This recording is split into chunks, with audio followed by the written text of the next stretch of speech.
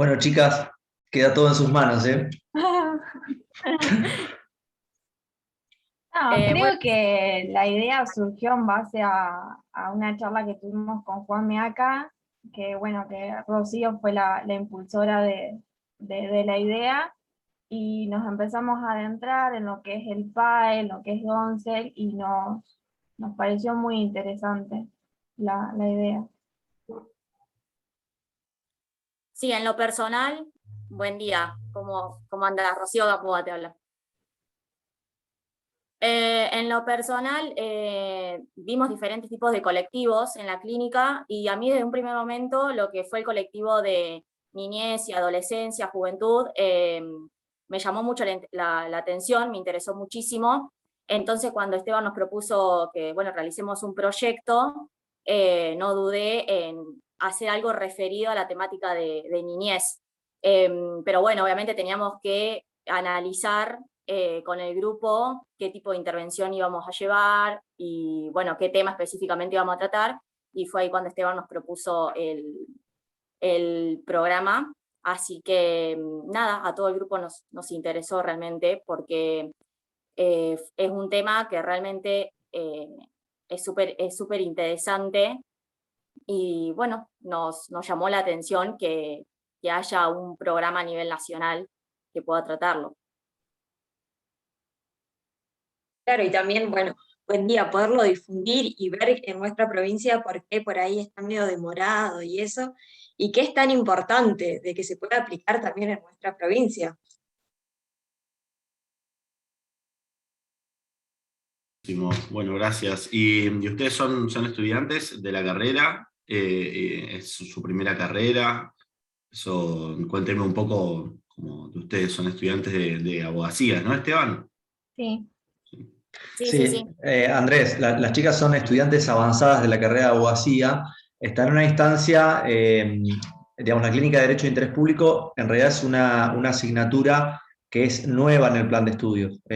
Hace 2 años se reformó el plan de la carrera de abogacía y una de las asignaturas que se incorporó es la Clínica de Derecho de Interés Público, que tiene una doble finalidad, Andrés. Por un lado, eh, intentar que los estudiantes puedan tener algún contacto a través de la experiencia como anticipo a lo que va a ser el ejercicio profesional, pero además que lo hagan desde el punto de vista del compromiso social que es indispensable para el ejercicio de nuestra profesión. Entonces, bueno, la idea es trabajar con algunas temáticas de actualidad y que además tengan esta visión o este impacto en el compromiso social que pueden llegar a tener. Buenísimo, buenísimo. Ustedes saben que la Facultad de Derecho de la Universidad de Buenos Aires tiene en el cartel en la entrada que antes se cursaban ciencias sociales ahí también, ¿no? Dice Facultad de Derecho y Ciencias Sociales. Me parece que eso también es relevante para tener en cuenta, ¿no? Muchas veces está como un poco desconectado eso, mismo con otras ciencias, no sé, como las ciencias económicas, ¿no? Que también a veces se la ve como un poco separada, y me parece que está buenísimo. Yo soy licenciado en Ciencia Política de la Universidad de Buenos Aires, también maestrando medio infinito, porque la tengo medio colgada la maestría, pero la tengo que terminar.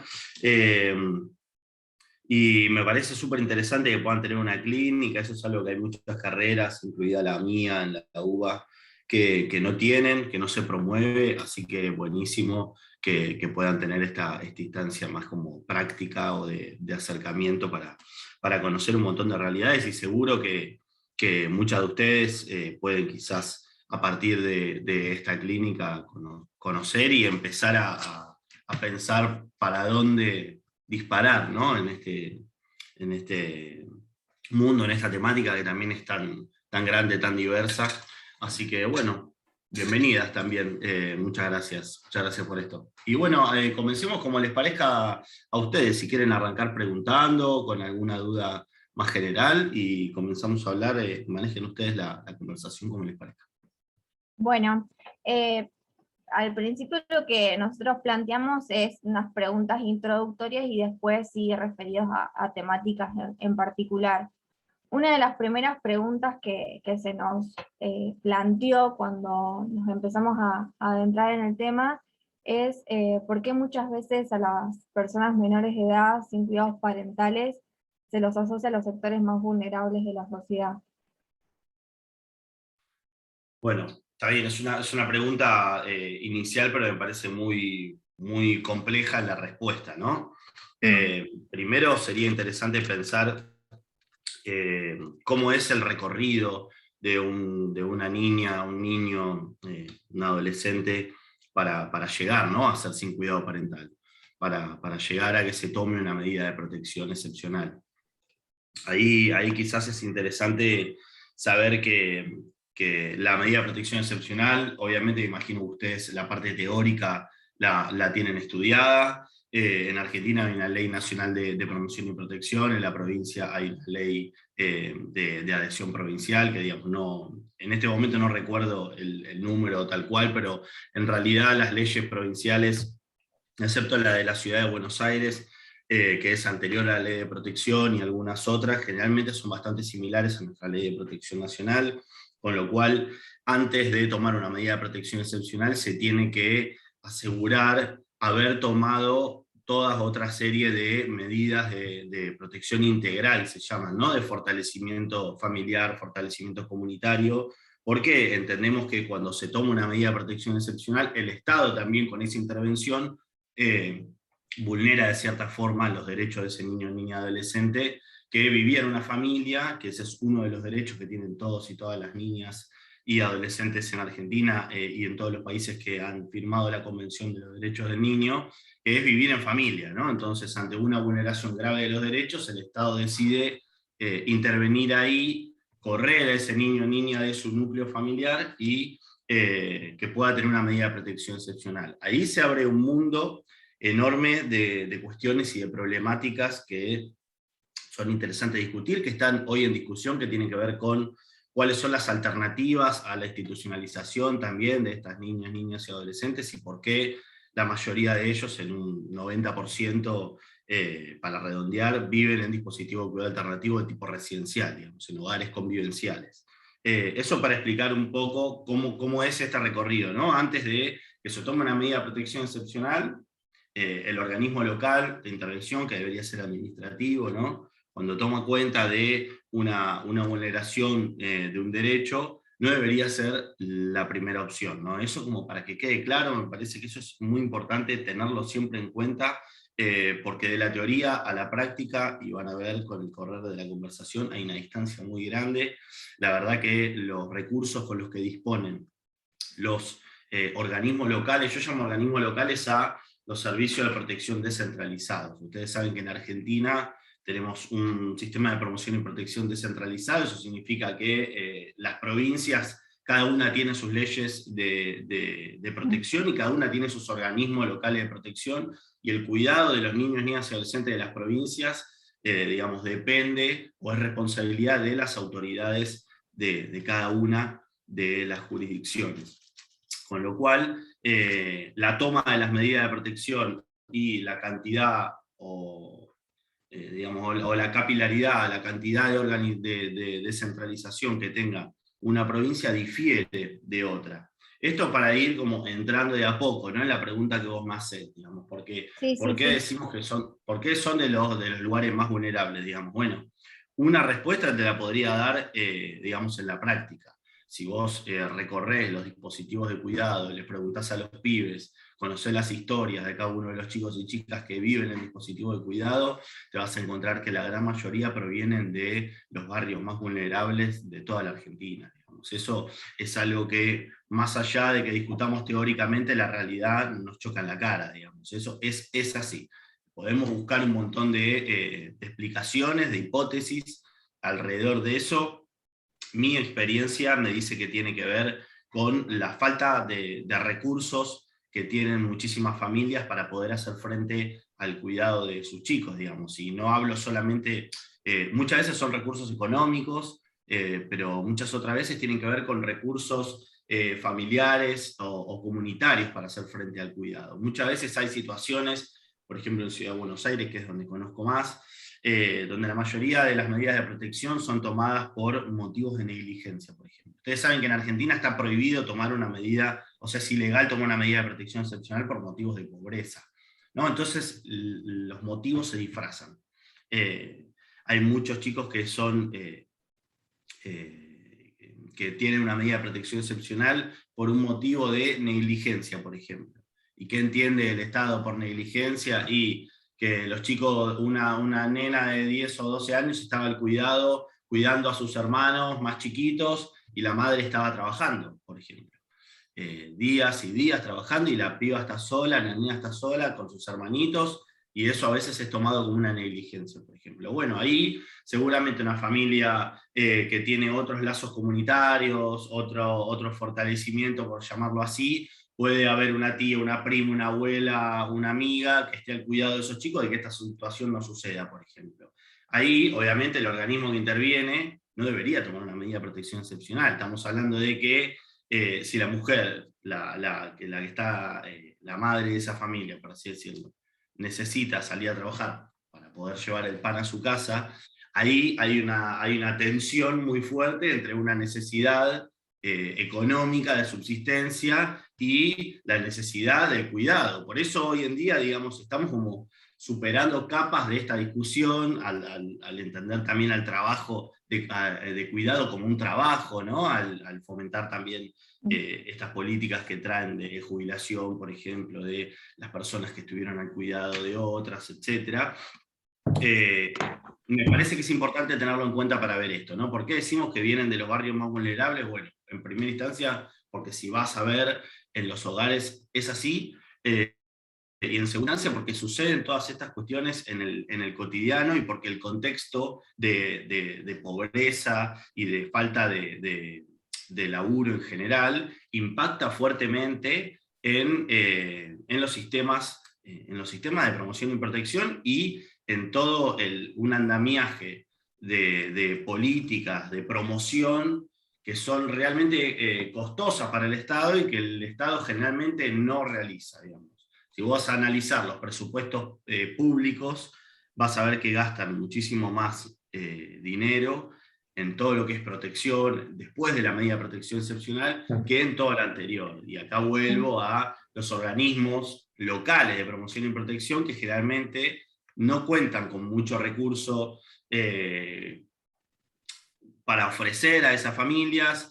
Generalmente las personas que trabajan en los organismos locales de protección están mal remuneradas, tienen que hacer otros trabajos, entonces tampoco se realiza todo ese laburo de promoción y prevención de la toma de la medida. Perdón, por eso es Andrés. que los pibes que llegan, perdón, sí. No, lo que te iba a decir es porque con las chicas veíamos desde el punto de vista teórico en las clases cómo se plantea esto del pase de la doctrina de la situación irregular a un supuesto cambio de paradigma que tiene que ver con la protección integral de derechos, pero cómo en la práctica esto, vos bien lo decías, por ahí viene disfrazado o maquillado de ciertas cuestiones vinculadas a la pobreza que en realidad tenían que ver fuertemente con el paradigma de la situación irregular, donde el sistema de justicia especializado aparecía como un fuerte condicionante de la niñez o las infancias vinculadas a la pobreza, ¿no?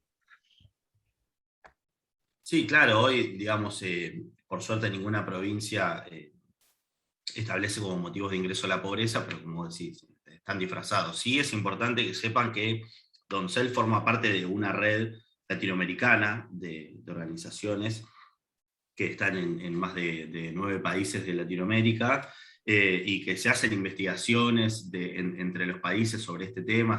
Hemos hecho un libro y hemos hecho una investigación regional grande, importante, y hay otros países de Latinoamérica que todavía consignan ingresos por motivos de pobreza, digamos. Eso también es importante que lo sepamos. Tenemos como un diagnóstico bastante común de la situación en Latinoamérica, obviamente que hay particularidades en cada uno de los países, pero esto como para que lo tengan en cuenta, tiene más que ver con una forma de registro que con una realidad, digamos. Sabemos que una ley puede decir un montón de cosas, pero que las leyes no cambian de por sí la realidad, digamos, ¿no? Que una ley prohíba meter a los pibes en un hogar o tomar una medida de protección excepcional por motivo de pobreza no significa que esto no suceda en la práctica, ¿no?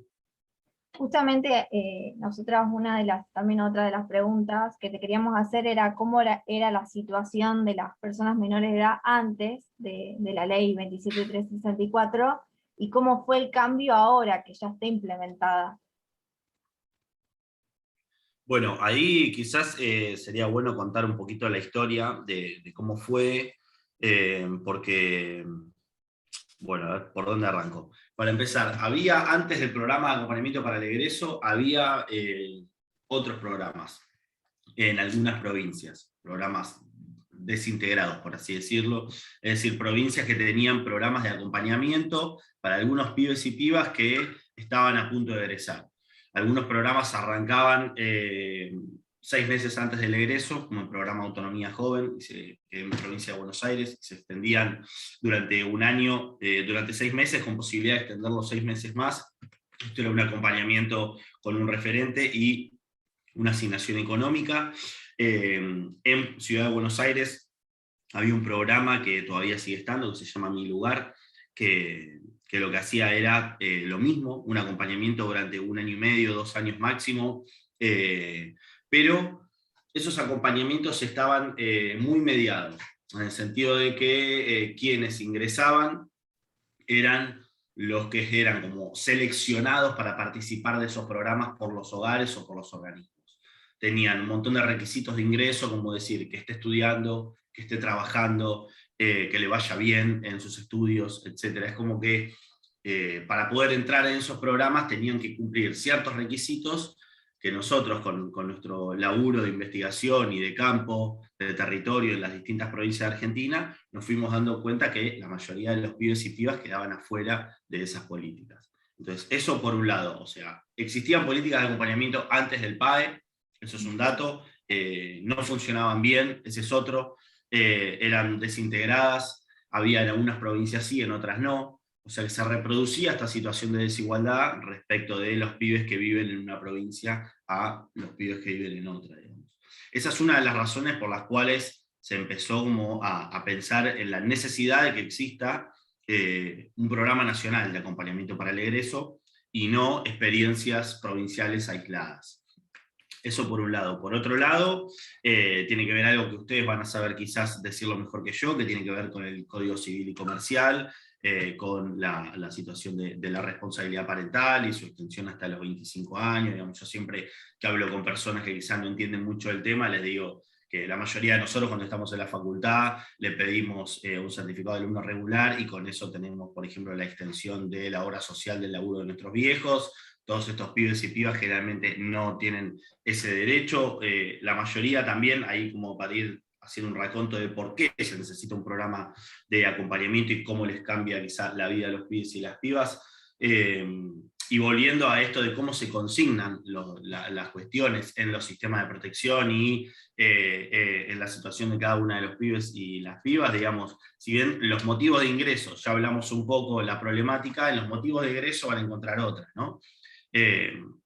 Los motivos de egreso también son un puntapié para pensar en que exista un programa de acompañamiento. ¿Por qué? Porque los pibes de más de 10 años, ustedes saben que prácticamente es imposible que sean adoptados. Punto número 1. Punto número 2, hay muchísimos pibes y pibas que ingresan a una edad de adolescente en el sistema. Es decir, que tienen su familia, no quieren ser adoptados, que eso es algo muy importante, ¿no? Escucharlos y tomar decisiones fundadas en la opinión de los pibes y las pibas es algo que se dice mucho, pero que se hace muy poco. Entonces hay que preguntarles también si desean ser adoptados o no, y cuáles son las posibilidades reales de que eso suceda. En una edad adolescente es prácticamente imposible. Vemos que en los registros, por ejemplo, en los relevamientos de sin cuidados parentales, aparecen los egresos por revinculación familiar como en un altísimo porcentaje de frecuencia. Eso es falso. Ese dato está mal tomado, nosotros discutimos mucho contra ese relevamiento porque tiene una falla metodológica de cómo hicieron, no sé si ustedes lo miraron para la clase, o Esteban, si querés comentarme si ustedes lo miraron en el relevamiento del 2017, eso, desde la CENAF le preguntaron a las provincias el motivo de frecuencia de los egresos. Entonces las provincias dijeron, y a ojo de buen cubero, dijeron, sí, en mi provincia la mayoría egresan por revinculación. En la mía también. Entonces después sumaron las frecuencias y pusieron que el 90 y pico egresa por revinculación familiar. Digamos, eso es un horror metodológico y por otro lado es una falsedad práctica. Porque si eso fuera así, Doncel no tendría laburo, no hubiera existido nunca, no necesitaríamos un programa de acompañamiento para el egreso para un 4% de pibes que egresan por mayoría de edad, digamos. Eso es falso. La mayoría de los pibes adolescentes terminan egresando por mayoría de edad, y los que no, egresan por revinculaciones familiares fallidas, digamos. Muchos pibes y pibas egresan a los 17, 18 años, después de haber pasado muchísimos años en un hogar. Ahí también tenemos otro tema, que es el de los tiempos de permanencia, el rol del Poder Judicial, el rol de los distintos actores del sistema en la restitución de los derechos de estos adolescentes que, entre otras cosas, deberían pasar muchísimo menos tiempo en un dispositivo de cuidado. Con lo cual llegamos a una situación donde la mayoría de los pibes viven muchos años más de los tiempos de permanencia que están establecidos por ley en un dispositivo de cuidado, que no tienen los mismos derechos que los pibes que viven con sus familias, que por las trayectorias de vida que tuvieron generalmente tienen trayectorias escolares interrumpidas, es decir, que han repetido algún año de escuela, o porque los movieron de su centro de vida y vivía en un pueblito y fue al hogar de la capital, perdió 6 meses de colegio, terminó perdiendo un año. En definitiva, terminan llegando a los 17, 18 años sin haber terminado el colegio secundario, teniendo que egresar, no les queda otra que irse a vivir a la casa de su familia, muchas veces de la cual el Estado decidió apartarles, o viven en situaciones de extrema precariedad, obviamente con las complejidades que tienen los jóvenes hoy en día en general, y estos pibes más en particular, con el estigma de haber vivido también en un dispositivo de cuidado, que para muchos de ellos en algunas provincias, en algunos lugares es un poco un estigma también. Digamos, hay una serie de cuestiones que condicionan la vida fuera del hogar de todos estos pibes y pibas. Por eso es que se pensó la necesidad de que exista un programa de acompañamiento a nivel nacional, por esto de que había en algunas provincias no, y también se pensó que arranque desde los 13 años y que abarque mucho más de los 18, por el concepto de transición, digamos. Porque sabemos dos cosas. Por un lado, que el momento del egreso es un momento en la vida de los pibes y pibas, que es el día que se van del hogar, y distinto es la transición, que es desde que un pibe o piba empieza a considerar que en algún momento va a tener que egresar, y toda la planificación que tiene que ir haciendo, no solo ese pibe, sino las redes y los vínculos que hay alrededor, en el hogar, afuera del hogar, etc.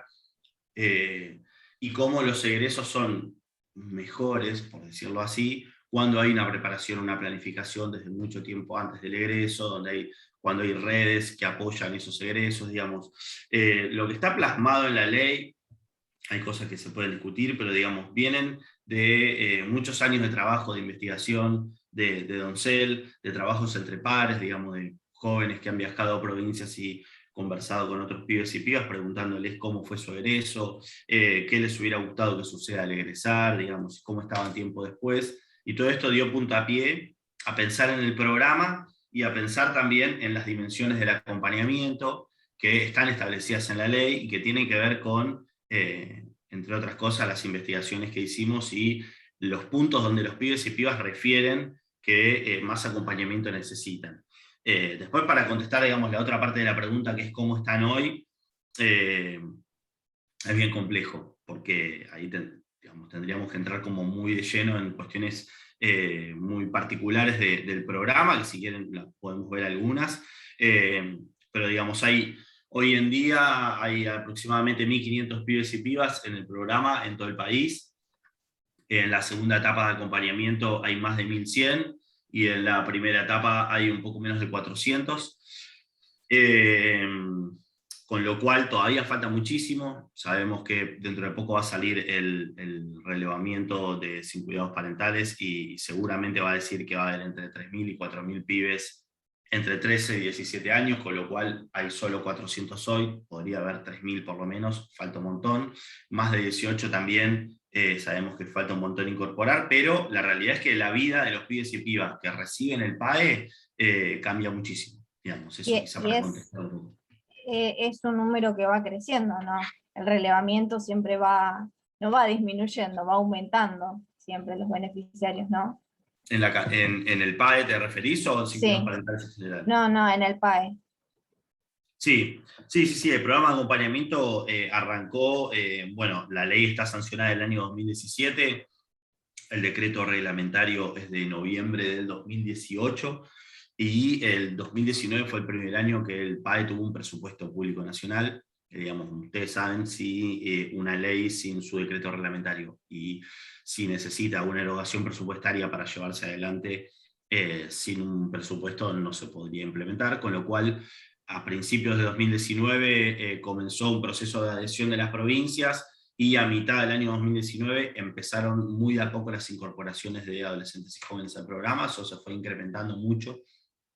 En pandemia, la verdad que se hizo un muy buen trabajo de tratar de incorporar gran cantidad de adolescentes y jóvenes, y hoy en día, digamos, hay una cantidad mucho mayor, y eso va creciendo todos los días, con lo cual sí, va creciendo, es un programa nuevo, se entiende, que vaya de a poco, y sí es muy importante, bueno, quizás Esteban les comentó, estamos haciendo una consulta desde Doncel hacia adolescentes y jóvenes titulares del programa de acompañamiento para el egreso en todo el país, así que cuando tengamos los resultados de esa consulta, seguramente se los vamos a poder compartir, y ahí vamos a saber mejor cómo les está cambiando la vida a pibes y pibas, aunque tenemos historias, ¿no? Tenemos historias particulares, pero no lo tenemos sistematizado a nivel más cuantitativo.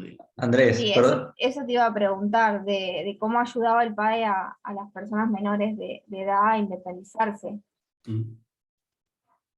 Esteban, ¿querías agregar algo? No, te iba a hacer un paréntesis, Andrés.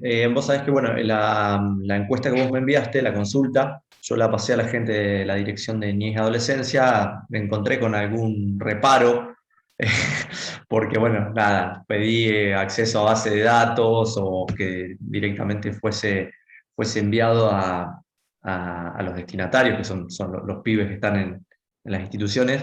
Me dijeron que bueno, yo hice la aclaración de que esto estaba autorizado y acompañado por CENAP, y me dijeron, bueno, vamos a ver si no se superpone con información que estamos manejando nosotros. Bueno, la cuestión, Andrés, mañana tengo cita indirecta, digo indirecta porque en realidad invitaron a la gente de la facultad, que es con quien la Dirección de Niñez y Adolescencia tiene convenio para el tema de los acompañantes. Y nada, de la facultad me invitaron a mí porque saben que estoy trabajando en esto, por eso digo que la invitación es indirecta, pero ahí también voy a poder verme con la funcionaria responsable del área y le voy a preguntarle, voy a decir, bueno, mira, ¿qué pasó con lo de las encuestas? Lo van a enviar, así que eso quédate tranquilo que mañana lo voy a refrescar. Buenísimo, buenísimo, la verdad que nos viene bien toda la ayuda en territorio, es fundamental. Así que sí, yo me comuniqué con la autoridad del PAE, digamos, con el equipo de coordinación del PAE, mandé un mail, no me lo contestaron. Pero bueno, la realidad es que tenemos una respuesta de La Pampa por ahora. Esperamos tener más para poder, obviamente, ver representado en los resultados de la consulta la voz de los pibes y las pibas de ahí. Andrés, por ahí mañana te puedo dar un escenario con alguna información adicional.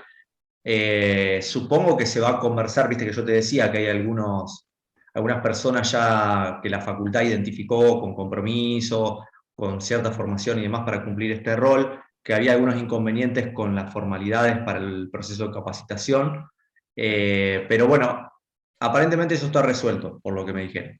Pero claro. mañana te podré dar algunas precisiones más. Buenísimo, y también, digamos, le podés dar mi contacto o mi mail para lo que necesiten. Eso.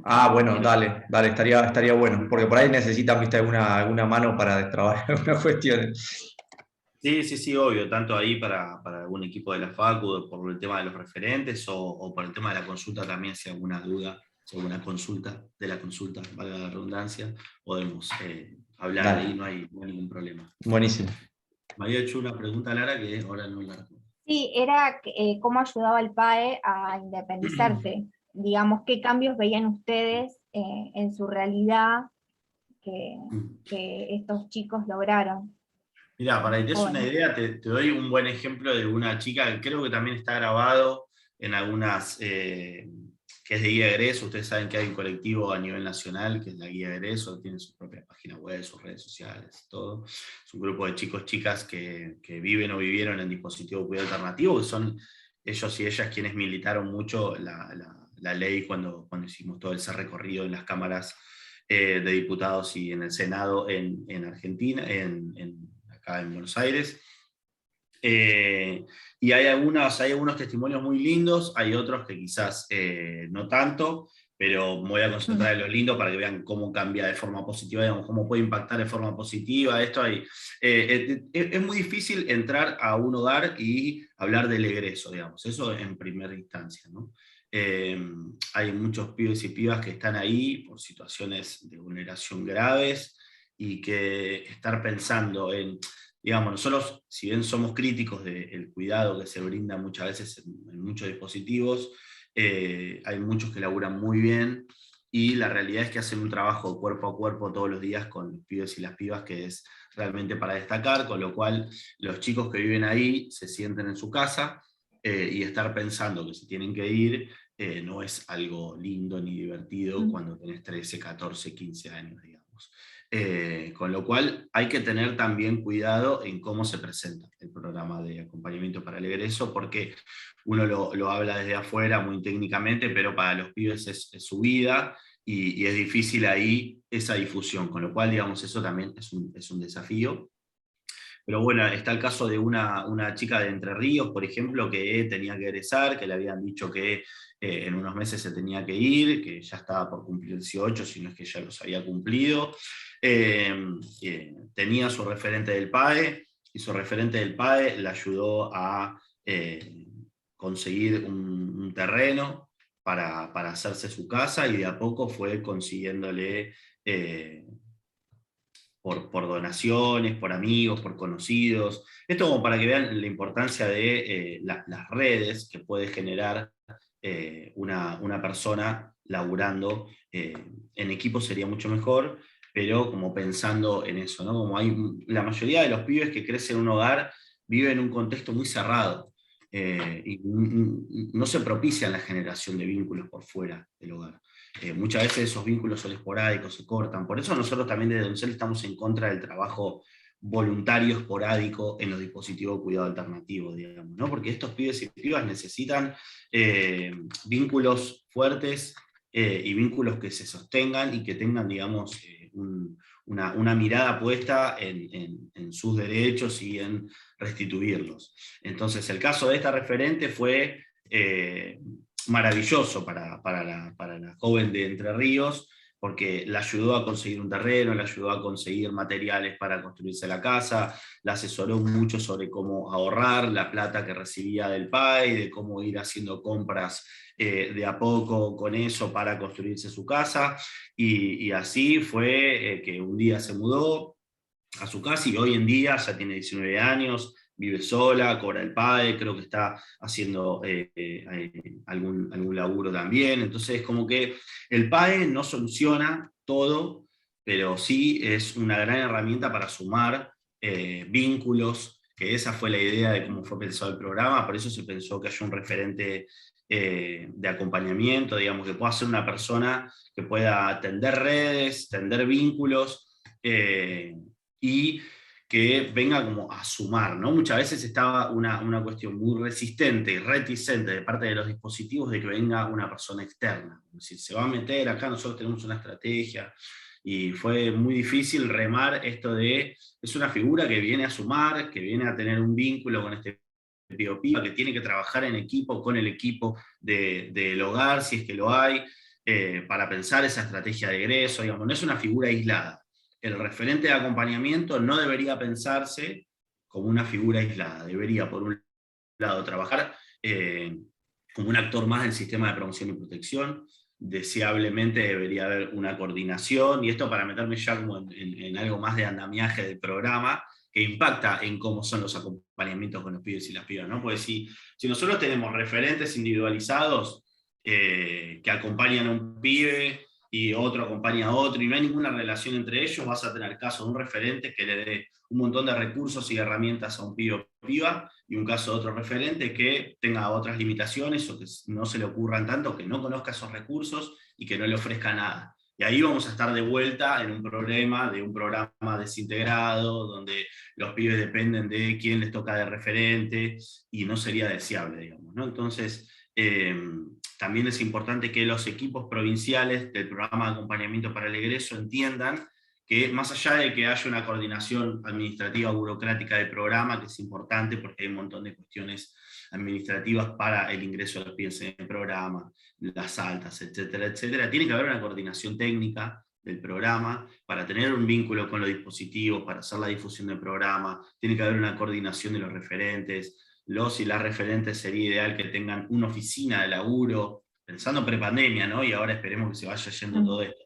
Que los pibes y pibas tengan un lugar donde referenciarse geográficamente con el programa de acompañamiento, que los y las referentes trabajen en equipo, porque si un día no está este referente, puede estar el otro, que compartan los recursos, los y las referentes, que conozcan los recursos que hay. Recursos me llamo a clubes que ofrecen becas para aprender natación, para hacer deportes, lugares para aprender música, escuelas para terminar el colegio secundario, distintos planes del gobierno para terminar el colegio secundario, oportunidades laborales, lugares para vivir que sean más baratos o sin garantía, por ejemplo, es un problema que tienen los pibes que egresan. Digamos, esto va a ser una idea de que el acompañamiento, si se hace de forma desintegrada, pierde mucho potencial, digamos, ¿no? Como ahí...